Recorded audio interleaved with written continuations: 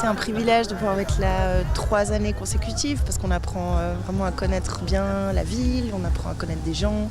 Bon, cette année, c'est un peu particulier pour moi parce que j'ai travaillé vraiment directement en échange et en collectif avec un collectif chilien qui s'appelle 1000 mètres carrés. Ils ont un travail très proche du mien, donc c'est pour ça qu'on avait envie de travailler ensemble.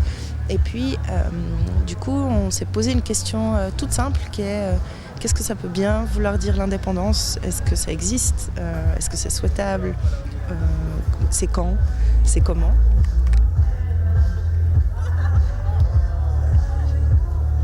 Je suis arrivée avec une question qui est comment notre société change et comment nous changeons dans cette société et comment nous changeons cette société.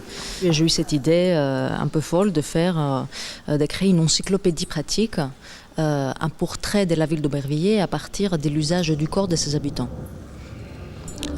Donc une fois que ce portrait a été fait, une fois que je collectais ces 300 pratiques des Albertivillariens et Albertivillariennes, je me suis dit, en tant que collectionneuse, j'ai envie de questionner comment mon corps se met, quel est le rapport de ces pratiques que je collectionne, comment ces pratiques peuvent se mettre en dialogue avec mon propre corps, avec ses mémoires, ses techniques, ses limites, son imagination. Ce que c'est pratiquer la prière, ce que c'est pratiquer, ce que c'est vivre le vertige, ce que c'est se peser le matin, ce que c'est écouter de la musique, ce que c'est faire une lecture.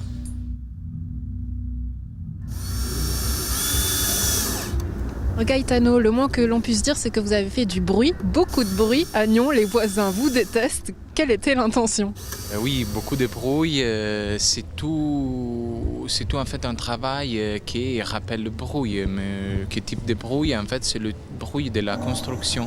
Et d'essayer, avec le geste de la construction, à voir qu'est-ce que ça passe dans l'espace de l'art, en fait, avec ce matériel et avec les enregistrations de le matériel.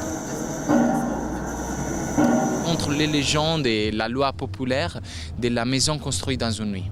Que ça veut dire que gens pauvres, en fait, pour avoir un logement, ils ont été forcés de construire ces maisons aux marges de la ville, avec de matériel aussi trouvé, au matériel qu'ils ont cherché pendant des années. Et dans une nuit, c'est là, dans le temps de l'invisibilité, qu'ils font sortir ces maisons en marge de la ville.